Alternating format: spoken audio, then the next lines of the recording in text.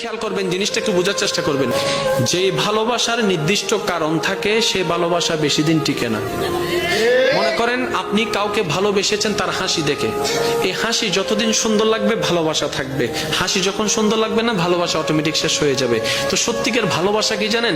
যে ভালোবাসার কোনো নির্দিষ্ট কারণ থাকে না, যে ভালোবাসা অন্তর থেকে হয়ে যায়, অনুভব থেকে হয়ে যায়, নির্দিষ্ট কারণ খুঁজে পাবেন না। না আপনার হাসি দেখে হয়েছে, না আপনার চোখ দেখে হয়েছে, না আপনার ব্যবহার দেখে হয়েছে, কোনো কারণ ছাড়া আপনি অটোমেটিক আপনার অন্তরে ফিল চলে আসলো, আপনি ভালোবাসা শুরু করলেন, যেটা আপনি দেখেন নাই, না দেখে ভালোবাসা শুরু করেছেন। দেখবেন এই ভালোবাসা কখনো শেষ হবে না। মনে রাখবেন এটা রহমানের দরবার থেকে স্বামীর অন্তরে স্ত্রী, স্ত্রীর জন্য স্বামীর জন্য আসা ভালোবাসা। কেমন ভালোবাসা? এই ভালোবাসা কখনো ডিভোর্স আনবে না, কারণ সে সারা জীবন কেটে যাবে কেন ভালোবাসি কেন ভালোবাসি এই কারণ খুঁজতে খুঁজতে জীবনেই চলে যাবে, জীবনেই শেষ হয়ে যাবে, ডিভোর্স হওয়ার কোনো সম্ভাবনা আর থাকবে না। বলেন না সুবহানাল্লাহ।